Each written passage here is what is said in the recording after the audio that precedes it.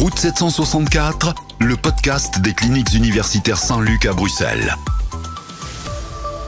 On a coutume de dire que plus de 150 métiers sont représentés aux cliniques universitaires Saint-Luc. Un professionnel, un témoignage, et qui sait, l'envie, peut-être pour vous, de rejoindre cette communauté de près de 6000 professionnels de la santé. Car oui, un grand hôpital comme le nôtre, c'est un endroit où l'on recherche en permanence de nouveaux collègues. Écoutez-les parler de leur métier avec passion.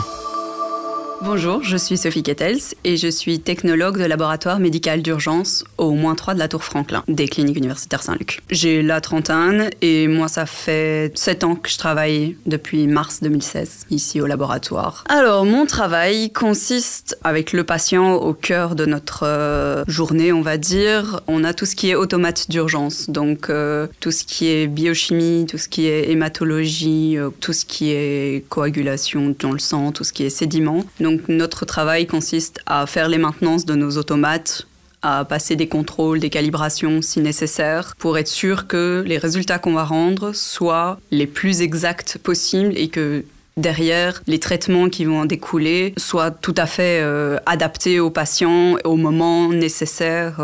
Les médecins, les infirmières, ils voient tout ce qui se passe à l'extérieur de leurs patients, tous les symptômes extérieurs. Nous, on peut avoir une vision beaucoup plus microscopique et plus en profondeur du sang, des urines, dans mon cas. Et donc, c'est un travail d'équipe entre eux et nous, quoi. Donc, voilà. On traite tout ce qui est donc, la biochimie, donc tous les paramètres comme sodium, potassium, les ions, tout ce qui est la CRP, qui est un paramètre qui permet de voir s'il y a une infection. On a une ligne qui nous permet d'avoir un petit peu tout ce qui est virologie, donc les hépatites, le sida, etc.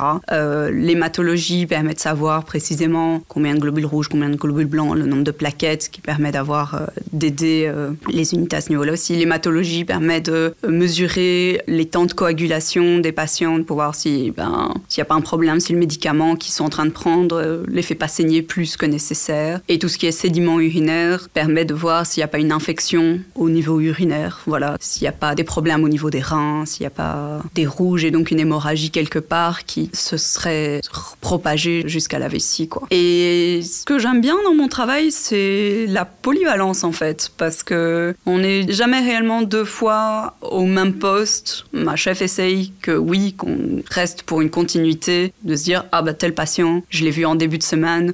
Je sais que s'il arrive fin de semaine, je sais à peu près, il va falloir le mettre à chaud parce qu'il a un problème sanguin connu et que c'est comme ça que ça doit être géré. Mais au-delà de ça, on tourne beaucoup et donc c'est toujours des challenges parce qu'on ne sait jamais vraiment qu'est-ce qui peut se passer sur une journée. Le flux qu'on va avoir, en fait, il y a des journées qui sont un peu plus calmes, il y a des journées où tout à coup les urgences sont débordées et donc on s'arrête.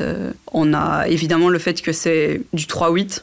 Donc on travaille en matinée, on travaille en après-midi jusqu'à 21h et puis on travaille de nuit aussi. Donc c'est vraiment tout un organisme qui doit bien travailler parce qu'on est en synergie avec tout le reste de l'osmose, avec tout le reste de l'hôpital et donc c'est vraiment très challengeant. C'est aussi très gratifiant de se dire ce patient-là, il allait pas très bien en début de semaine et maintenant, ça va mieux. C'est aussi quelque chose de c'est cool en fait. C'est vraiment prenant. Ce qui me motive particulièrement dans mon travail, c'est de ne pas avoir une routine. C'est de faire différentes choses un peu différentes d'une semaine à l'autre et de redécouvrir parfois parce que ça fait peut-être plusieurs jours que j'ai pas été à un poste et donc c'est comment est-ce que ça se refait. Et donc c'est vraiment à chaque fois pas un réapprentissage parce qu'une fois qu'on est formé, quand même, ça reste ce plaisir de se dire ça fait longtemps que j'ai pas été à ce poste-là. Il y a certains cas où on essaye de pas trop s'attacher parce que quand le patient va pas bien ou qu'on voit qu'il va pas bien et que c'est des unités un peu particulières parce que c'est de l'intensif ou les nouveau-nés, c'est toujours un peu délicat et donc on essaye de pas s'attacher évidemment puisqu'en plus on n'a pas contact avec eux, mais on sait qu'ils sont là, on sait que c'est le sang d'une personne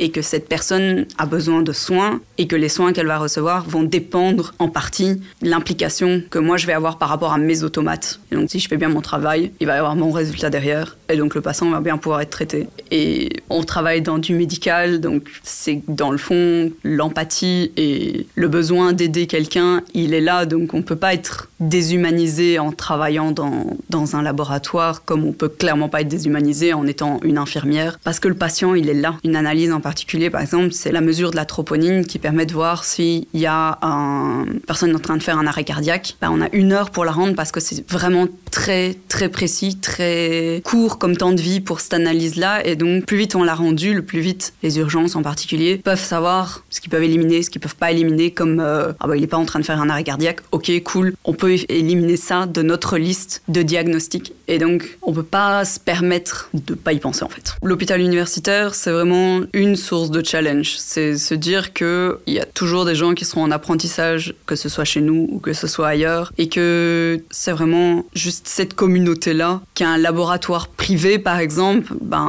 oui, c'est du lundi au vendredi de 7h30 à 17h. Et puis voilà, c'est fini. Et il n'y a pas l'implication de se dire, je sais que le patient, il est 5 étages au-dessus de moi en fait. Je sais que je peux aller au quartier opératoire parce qu'on a des appareils de gazométrie et je peux regarder à travers une porte et je peux voir le patient en train de se faire opérer. Je ne vais pas rester évidemment parce que c'est un peu de l'intrusion, parce que j'ai autre chose à faire, parce que j'ai mes propres résultats à rendre. Mais il y a toute cette énergie qui est là aussi de se dire, je fais partie d'un organisme vivant sur plusieurs degrés. C'est pas simplement, je reçois mes tubes, je fais mes analyses, c'est validé, hop, on passe à la suite. Non, c'est vraiment se dire, ah bah oui, celui-là, je l'ai déjà vu. Ou, ah, celui-là, il est revenu. Oh, ça va pas fort, c'est dommage. Cette ambiance que j'aime bien, c'est de me balader dans les couloirs et de croiser quelqu'un qui est perdu et qui me demande son chemin et que je vais essayer d'aider du mieux que je peux, même si je suis pas dans l'hôpital de base. Mais de croiser un collègue infirmier ou aide-soignant ou peu importe et de dire bonjour. Et il y a certaines personnes, à la fin,